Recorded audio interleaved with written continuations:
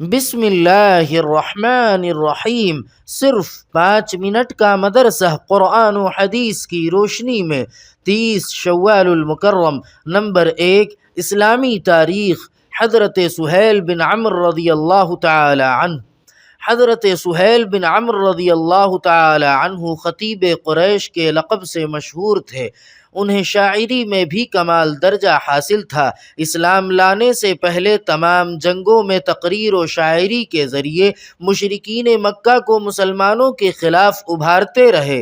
جب غزوہ بدر میں مسلمانوں کے ہاتھوں قید ہوئے تو حضرت عمر رضی اللہ تعالی عنہ نے ان کے سامنے کے 2 دانت توڑنے کی اجازت چاہی تو حضور صلی اللہ علیہ وسلم نے فرمایا، عمر جانے دو، شاید اس کی تقریر و خطابت اور شاعری ایک دن تمہارے کام آ جائے۔ چنانچہ صلح حدیبیہ کے موقع پر قریش مکہ کی طرف سے صلح نامہ لکھنے کے لیے سہیل بن عمرو رضی اللہ تعالی عنہ ہی کو منتخب کیا گیا تھا۔ فتح مکہ کے موقع پر ابو جندل کی درخواست پر آپ صلی اللہ علیہ وسلم نے ان کے باپ سہیل کو امان دی۔ وہ آپ صلی اللہ علیہ وسلم کے اس حسن سلوک سے متاثر ہو کر ایمان میں داخل ہو گئے۔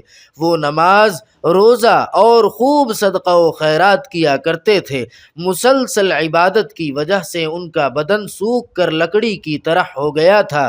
وہ اسلام سے پہلی زندگی یاد کر کے اور قرآن شریف سن کر بہت رویا کرتے تھے۔ حضرت ابو بکر رضی اللہ تعالی عنہ کے دور میں فتنوں کو ختم کرنے میں حضرت سہیل اور ان کے گھرانے کی کوششیں قابل تعریف ہیں۔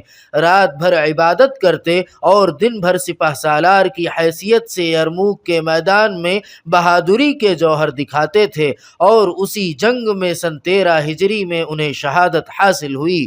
نمبر 2، حضور صلی اللہ علیہ وسلم کا معجزہ، ایک وثق جو میں برکت۔ حضرت عائشہ رضی اللہ تعالی عنہ بیان کرتی ہیں کہ جب حضرت صلی اللہ علیہ وسلم نے وفات پائی تو کچھ وثق یعنی وزن برابر جو کے سوا گھر میں کچھ نہ تھا۔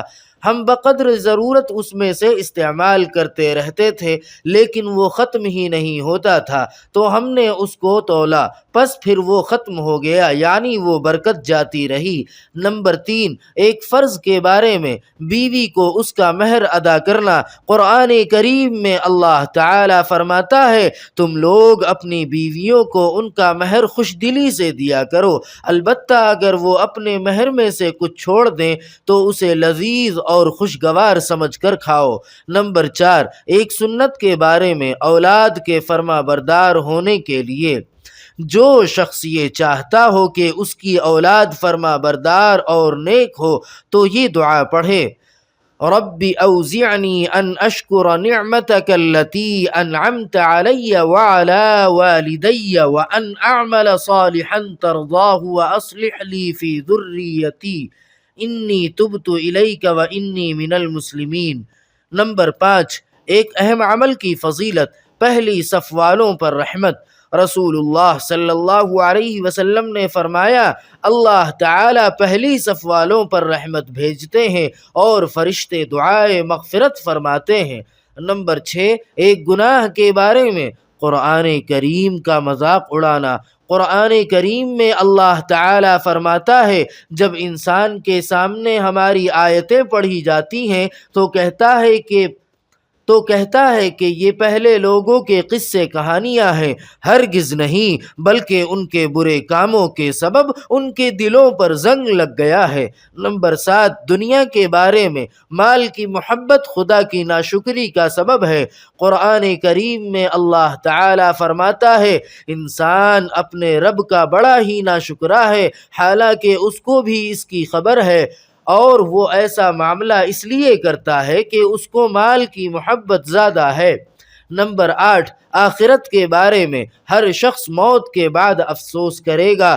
رسول اللہ صلی اللہ علیہ وسلم نے فرمایا، ہر شخص موت کے بعد افسوس کرے گا۔ صحابہ کرام رضی اللہ عنہم نے عرض کیا، یا رسول اللہ، کس بات پر افسوس کرے گا؟ آپ صلی اللہ علیہ وسلم نے فرمایا اگر نیک ہے تو زیادہ نیکی نہ کرنے پر افسوس کرے گا، اور اگر گنہگار ہے تو گناہ سے نہ رکنے پر افسوس کرے گا۔ نمبر 9، طب نبوی سے علاج، بڑی بیماریوں سے حفاظت۔ رسول اللہ صلی اللہ علیہ وسلم نے فرمایا جو شخص ہر مہینے 3 دن صبح کے وقت شہد کو چاٹے گا تو اسے کوئی بڑی بیماری نہیں لگے گی۔ نمبر 10، نبی صلی اللہ علیہ وسلم کی نصیحت۔